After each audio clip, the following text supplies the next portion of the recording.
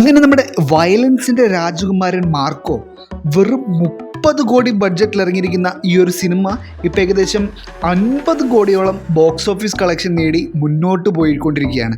അപ്പോൾ ഈ ഒരു സിനിമയിൽ അഭിനയിച്ചിരിക്കുന്ന താരങ്ങൾ വാങ്ങിയിരിക്കുന്ന പ്രതിഫലം അറിയാൻ എന്നെ പോലെ തന്നെ നിങ്ങളെല്ലാവരും ഭയങ്കര ക്യൂരിയസ് ആയിട്ടിരിക്കുകയായിരിക്കും. അപ്പോൾ ആ ഒരു വീഡിയോ ആണ് നമ്മൾ ഇന്നൊരു വീഡിയോ ആയിട്ട് നിങ്ങൾക്ക് മുമ്പിൽ എത്തിയിരിക്കുന്നത്. അപ്പോൾ ഇതുപോലുള്ള വീഡിയോകൾ കാണാൻ ഇഷ്ടമുള്ളവരാണെങ്കിൽ തീർച്ചയായും ചാനലൊന്ന് സബ്സ്ക്രൈബ് ചെയ്യുക. കൂടാതെ ബെല്ലൈക്കൺ കൂടി എനേബിൾ ചെയ്യുകയാണെങ്കിൽ നമ്മുടെ ഒപ്പം തന്നെ കൂടെയാണെങ്കിൽ നമ്മൾ ഇതുപോലെ അപ്ലോഡ് ചെയ്യുന്ന എല്ലാ വീഡിയോസും നിങ്ങൾക്ക് ഒന്നും മിസ്സാവാതെ തന്നെ കാണാനും സാധിക്കുന്നതായിരിക്കും. അപ്പോൾ നമുക്ക് ഈ ഒരു ലിസ്റ്റിലേക്ക് തന്നെ പോകാവുന്നതാണ്. ആ ഒരു ലിസ്റ്റിൽ ആദ്യമായിട്ടുള്ളത് ലിഷോയാണ്. ലിഷോയ് നമ്മുടെ മാർക്കോയുടെ അങ്കിളായിട്ടാണ് ഈ ഒരു മൂവിയിൽ അഭിനയിച്ചിരിക്കുന്നത്. ലിഷോ വാങ്ങിയിരിക്കുന്ന പ്രതിഫലം എന്ന് പറയുന്നത് 5 ലക്ഷമാണ്. അടുത്തത് അർജുൻ നന്ദകുമാറാണ്. താരിഖ് എന്നൊരു കഥാപാത്രമായിട്ടാണ് അർജുൻ ഇതിൽ അഭിനയിച്ചിരിക്കുന്നത്. അർജുൻ വാങ്ങിയിരിക്കുന്നത് 7 ലക്ഷമാണ്. അടുത്തത് ഇഷാൻ ഷൗക്കത്താണ്. വിക്ടർ ഡി പീറ്റർ എന്ന കഥാപാത്രമാണ് ഈ ഒരു സിനിമയിൽ അഭിനയിച്ചിരിക്കുന്നത്. 5 ലക്ഷമാണ് അദ്ദേഹം വാങ്ങിയിരിക്കുന്ന പ്രതിഫലം. അടുത്തത് രവി ബാബു ആണ്. രവി ബാബു ഈ ഒരു സിനിമയിൽ അഭിനയിച്ചിരിക്കുന്നത് 15 ലക്ഷം പ്രതിഫലം വാങ്ങിയാണ്.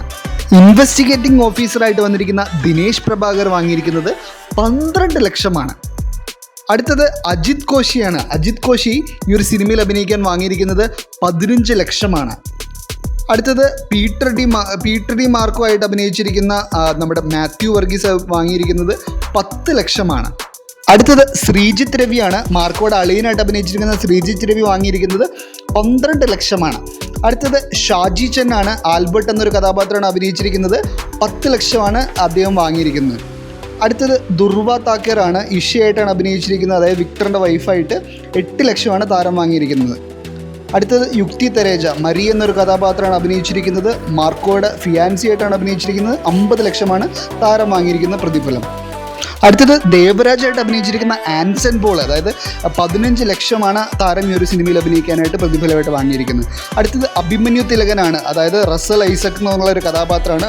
18 ലക്ഷമാണ് താരം ഈ ഒരു സിനിമയിൽ അഭിനയിച്ചിരുന്ന് വാങ്ങിയിരിക്കുന്നത്. അടുത്തത് കബീർ ദുഹാൻ സിംഗ്. സൈറസ് എന്ന കഥാപാത്രമാണ് ഈ സിനിമയിൽ അഭിനയിച്ചിരിക്കുന്നത്. 35 ലക്ഷമാണ് താരം വാങ്ങിയിരിക്കുന്ന പ്രതിഫലം.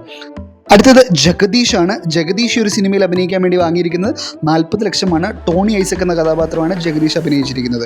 അടുത്തത് സിദ്ദിഖാണ്. ജോർജ് ഡി പീറ്റർ, അതായത് മാർക്കോയുടെ ഫോസ്റ്റർ ബ്രദറായിട്ടാണ് അഭിനയിച്ചിരിക്കുന്നത്. 45 ലക്ഷമാണ് താരം വാങ്ങിയിരിക്കുന്നത്.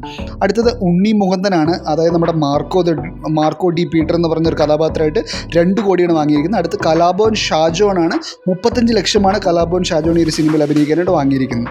അടുത്തത് സുദേവ് നായരാണ്. 20 ലക്ഷം രൂപയാണ് താരം ഈ ഒരു സിനിമയിൽ അഭിനയിക്കാനായിട്ട് പ്രതിഫലമായി വാങ്ങിയിരിക്കുന്നത്. അടുത്തത് റിയാസ് ഖാനാണ്. റിയാസ് ഖാൻ ഈ ഒരു സിനിമയിൽ അഭിനയിക്കാനായിട്ട് വാങ്ങിയിരിക്കുന്നത് 30 ലക്ഷമാണ്. വീഡിയോ ഇഷ്ടപ്പെട്ടവർ തീർച്ചയായിട്ടും ചാനൽ ഒന്ന് സബ്സ്ക്രൈബ് ചെയ്യുക, ബെല്ലൈക്കൺ കൂടി എനേബിൾ ചെയ്യുക, ലൈക്ക്